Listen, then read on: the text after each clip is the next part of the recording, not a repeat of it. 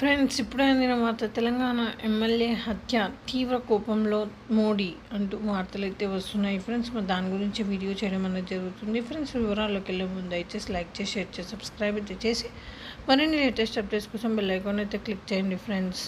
అయితే తరచూ వివాదాల్లో ఉండే రాజాసింగ్ చాలామందికి, ముఖ్యంగా ఏఐఐఎం పార్టీలోని కొందరికి కంట్లో నలుసుగా మారారు. అందుకని రాజాసింగ్పై దాడికి ఇప్పటికే చాలాసార్లు ప్రయత్నాలు జరిగాయి. ఇందులో భాగంగానే ఆదివారం ఉదయం ఎమ్మెల్యే ఇంటి దగ్గర అనుమానాస్పదంగా తిరుగుతున్న ఇద్దరు వ్యక్తులను స్థానికులు గమనించారు. ఇదే విషయాన్ని వెంటనే మంగళహట్ పోలీసులకు సమాచారం ఇచ్చారు. సమాచారాన్ని అందుకున్న వెంటనే పోలీసులు స్పందించి ఎమ్మెల్యే ఇంటికి చేరుకున్నారు.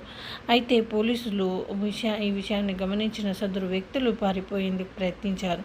పోలీసులు చాకచక్యంగా వారిద్దరిని అదుపులోకి తీసుకున్నారు. ఇదే విషయమై రాజాసింగ్ మాట్లాడుతూ తనపై రెక్కి జరిగిన విషయాన్ని పోలీసులు సీరియస్గా తీసుకోవాలని పోలీసు అధికారులకు సూచించారు. ఇలాంటి రెక్కీలకు తాను భయపడే వ్యక్తిని కాదని స్పష్టం చేశారు.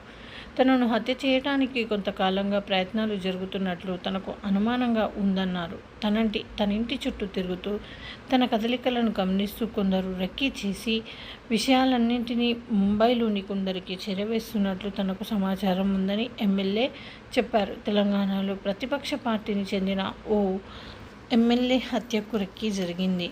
బీజేపీ గోషామహల్ ఎమ్మెల్యే రాజాసింగ్ను హత్య చేసేందుకు జరిగిన రెక్కీని పోలీసులు నిర్ధారించారు. సో ఫ్రెండ్స్, ఈ విధంగా వార్తలు అయితే వస్తున్నాయి ఫ్రెండ్స్. మరి ఇది ఫ్రెండ్స్, థ్యాంక్స్ ఫర్ వాచింగ్.